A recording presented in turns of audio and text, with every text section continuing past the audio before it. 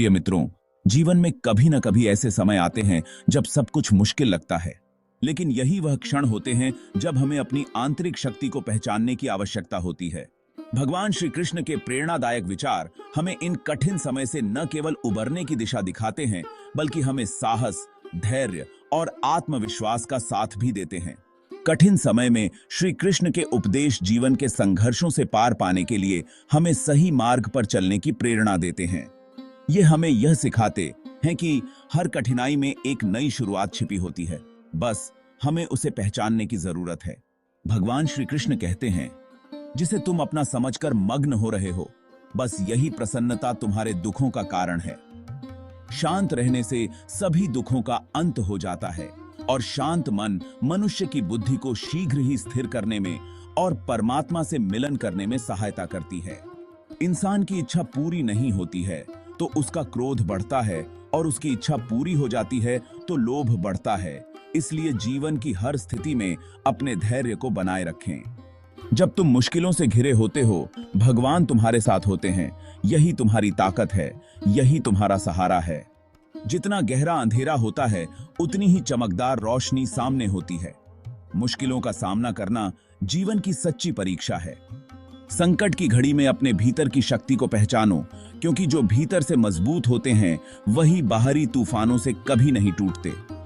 अमीर बनने के लिए एक एक क्षण संग्रह करना पड़ता है, किंतु अमर बनने के लिए एक एक कण बांटना पड़ता है। जन्म लेने वाले के लिए मृत्यु उतनी ही निश्चित है जितना कि मृत होने वाले के लिए जन्म लेना। इसलिए जो अपरिहार्य है उस पर शोक मत करो। क्रोध से भ्रम पैदा होता है, भ्रम से बुद्धि व्यग्र होती है, और जब बुद्धि व्यग्र होती है तब तर्क नष्ट हो जाता है। जब तर्क नष्ट होता है तब व्यक्ति का पतन हो जाता है। धर्म युद्ध में कोई भी व्यक्ति निष्पक्ष नहीं रह सकता है। धर्म युद्ध में जो व्यक्ति धर्म के साथ नहीं खड़ा है, इसका अर्थ है वह अधर्म का साथ दे रहा है, वह अधर्म के साथ खड़ा है। अगर कोई मनुष्य हमारे साथ बुरा कर रहा है तो उसे करने दो, यह उसका कर्म है और समय उसके कर्म का फल उसे जरूर देगा। लेकिन हमें कभी भी किसी के साथ बुरा नहीं करना चाहिए, क्योंकि यही हमारा धर्म है। जो कुछ भी तुम्हारे साथ हुआ है अच्छे के लिए ही हुआ है, और जो हो रहा है अच्छे के लिए हो रहा है, एवं जो आगे होगा वो भी अच्छे के लिए ही होगा। श्री कृष्ण कहते हैं कि बुरे कर्म करने नहीं पड़ते हो जाते हैं और अच्छे कर्म होते नहीं करने पड़ते हैं। यदि मनुष्य शिक्षा से पहले संस्कार, व्यापार से पहले व्यवहार तथा भगवान से पहले माता पिता को पहचान ले तो उसके जीवन में कभी कोई परेशानी ही नहीं होगी। भगवान श्री कृष्ण कहते हैं कि इस संसार में सब कुछ समाप्त होने जैसा कुछ नहीं होता है। सदैव एक नई शुरुआत हमारी प्रतीक्षा कर रही होती है। अगर जीवन में कभी अवसर मिले तो किसी के सारथी बनना न कि स्वार्थी। भगवान श्री कृष्ण कहते हैं कि अच्छे लोगों का साथ भगवान की कृपा से प्राप्त होता है, किंतु बुरी संगति में पड़ना मनुष्य के स्वयं के हाथ में ही होता है। मनुष्य को सदैव अपनी वाणी पर संयम रखना चाहिए, क्योंकि वाणी के द्वारा दिए गए घाव कभी नहीं भरते हैं।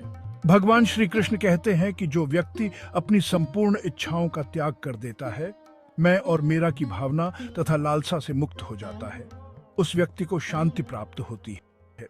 यदि किसी ने आपको दुखी किया है तो बुरा मत मानना, क्योंकि लोग अक्सर उसी पेड़ पर पत्थर मारते हैं जिस पेड़ पर अधिक मीठे फल होते हैं।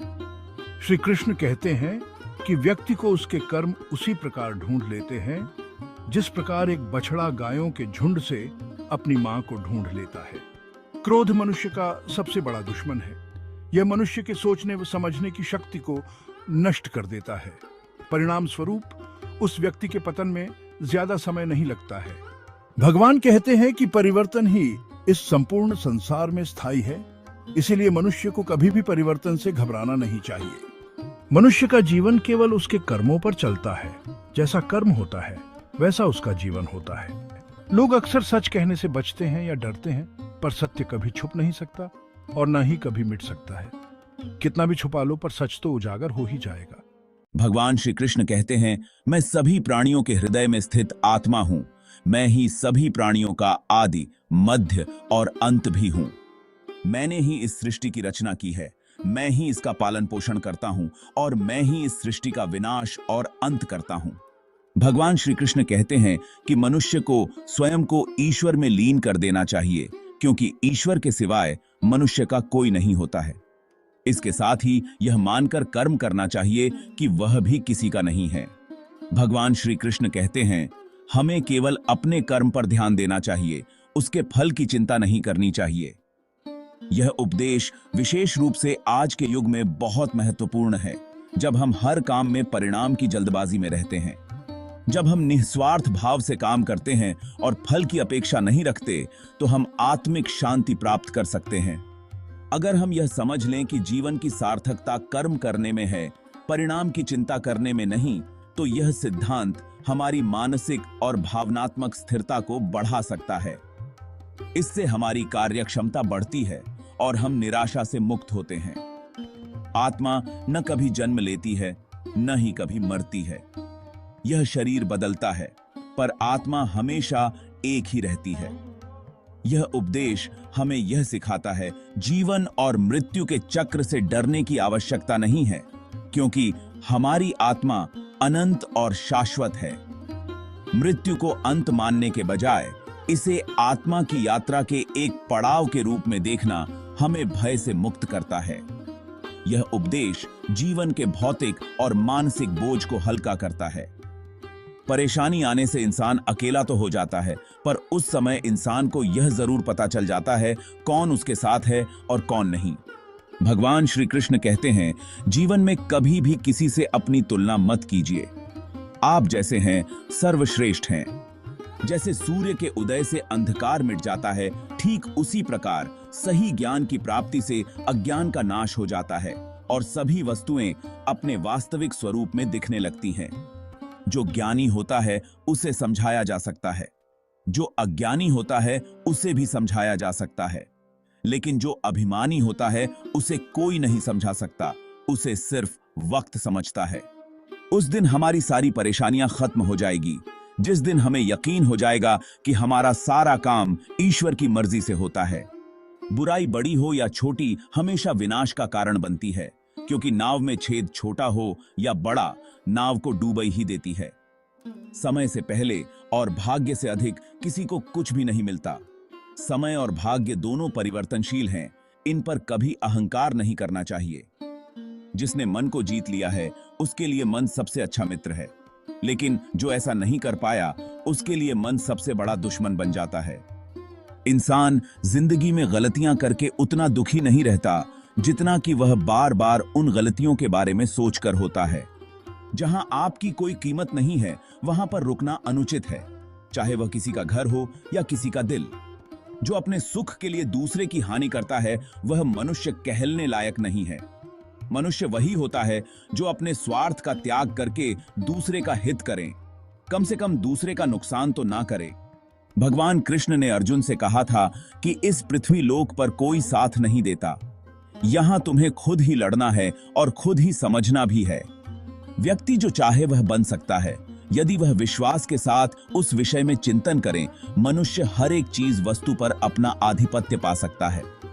गीता में श्री कृष्ण कहते हैं कि हमारा भाग्य हमारे ही अतीत के कर्मों का फल है। उसी तरह हम आज जो कर्म कर रहे हैं वो हमारे आने वाले कल को निर्धारित करेंगे। हमें हमेशा अपने कर्म अच्छे रखने चाहिए ताकि हमें इसका फल भी अच्छा ही मिले।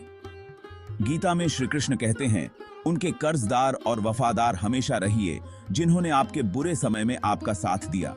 अंजाम की खबर तो कर्ण को भी थी, लेकिन बात तो मित्रता निभाने की थी।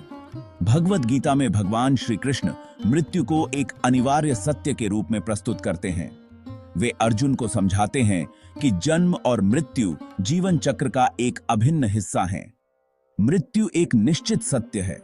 सभी प्राणियों को एक दिन मृत्यु का स्वाद चखना ही है। यह एक अपरिहार्य सत्य है जिससे कोई भी बच नहीं सकता। मृत्यु पर शोक करना व्यर्थ है, क्योंकि जो आया है उसे जाना भी है। मनुष्य अपने कर्मों के अनुसार जन्म लेता है और मृत्यु को प्राप्त होता है। अच्छे कर्मों से अच्छे फल मिलते हैं और बुरे कर्मों से बुरे फल। जातस्य हि ध्रुवो मृत्युर्ध्रुवम जन्म मृतस्य च तस्मात् परिहार्यर्थे न त्वं शोचितुमर्हसि। अर्थात जन्म लेने वाले की मृत्यु निश्चित है और मृत व्यक्ति का पुनर्जन्म निश्चित है। अतः अपरिहार्य बात पर शोक मत करो। भगवत गीता हमें मृत्यु को एक प्राकृतिक प्रक्रिया के रूप में स्वीकार करने और जीवन को अधिक सार्थक बनाने के लिए प्रेरित करती है। मृत्यु से डरने के बजाय हमें अपने कर्मों को शुद्ध करने और आत्मज्ञान प्राप्त करने पर ध्यान केंद्रित करना चाहिए। वे हमें बताते हैं कि हमें जीवन को एक कर्म योगी की तरह जीना चाहिए, यानी कर्म करते रहना चाहिए बिना किसी फल की चिंता किए। हमें अपने कर्मों में लगे रहना चाहिए और उनके परिणामों की चिंता नहीं करनी चाहिए। हमें निस्वार्थ भाव से कर्म करने चाहिए, यानी बिना किसी स्वार्थ के। हमें भगवान में विश्वास रखना चाहिए और उनकी भक्ति में लगे रहना चाहिए। हमें अपने अहंकार को त्याग देना चाहिए और समझना चाहिए कि हम केवल एक साधन हैं। हमें ज्ञान प्राप्त करने का प्रयास करना चाहिए और सत्य को जानना चाहिए। ध्यान करने से मन शांत होता है और मृत्यु के डर को कम किया जा सकता है। योग करने से शरीर स्वस्थ रहता है और मन शांत होता है।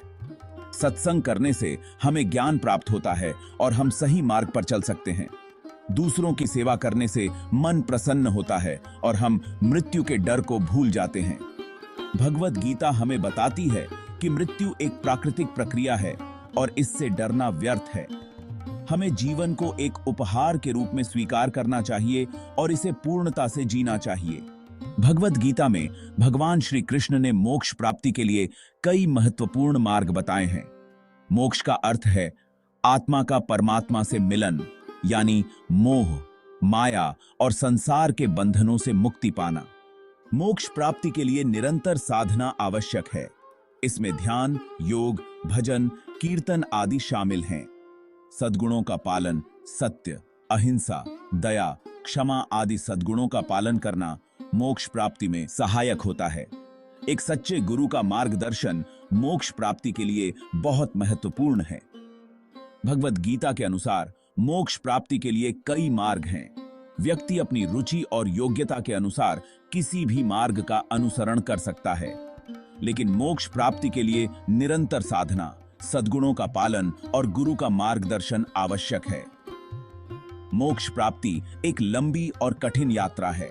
मोक्ष प्राप्ति के लिए धैर्य और दृढ़ संकल्प की आवश्यकता होती है। मोक्ष प्राप्ति का अंतिम लक्ष्य है आत्मज्ञान प्राप्त करना और परमात्मा से मिलन करना।